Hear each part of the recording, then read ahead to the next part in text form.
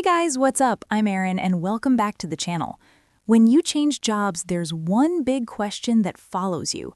What should you do with your old 401k? Here's the good news. You have 4 options. But here's the bad news. You want to make sure to make the right choice because the wrong one could cost you. It could be a mistake that costs you tens of thousands of dollars. So today, I'm breaking down all 4 options, the pros, the cons, and the tax traps, and the one choice most people shouldn't make. Let's dive in. Option 1 is the simplest and the one that most people choose by default. It's just that you leave your 401k exactly where it is. You literally do nothing.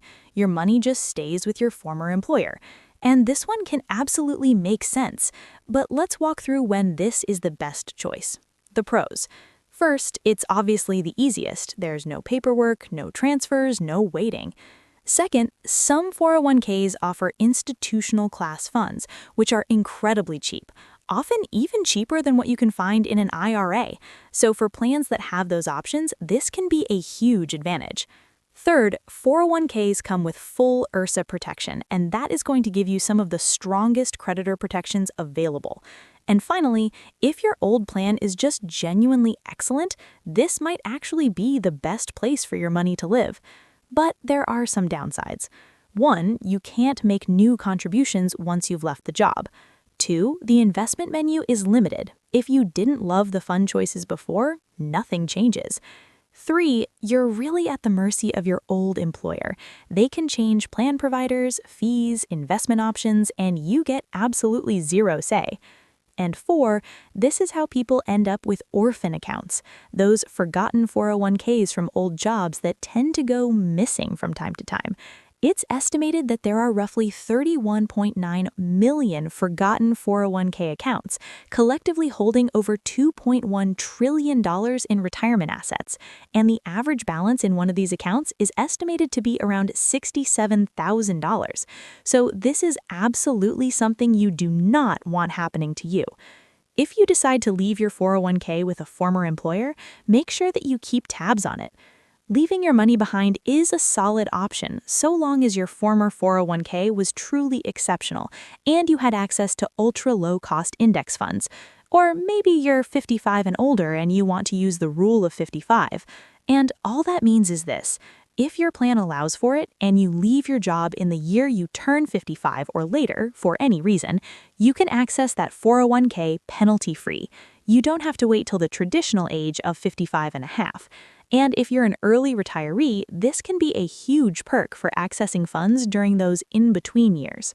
So leaving your 401k behind isn't wrong, but it's not necessarily one of the strongest long-term moves, unless your old 401k is one of the genuinely good ones. Now, there are account limits to be aware of that can influence whether or not you're eligible to leave your 401k with a former employer. If your balance is under $1,000, the plan is allowed to simply cash it out and cut you a check.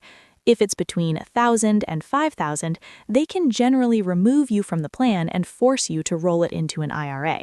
But once your balance is $5,000 or more, you can usually keep that money in the old 401k as long as the plan allows it. So just be aware if you have a smaller balance, you may not have the option to leave it behind. Option 2 is to roll your old 401k into your new employer's plan. And honestly, this is one of the most underrated strategies out there, especially for high-income earners. Here are the pros. First, everything stays in one place. If you love simplicity, this is a big win. Second, you keep that strong IRSA protection that 401ks are known for. Third, your new plan might actually have better fund options or lower fees than your old one did.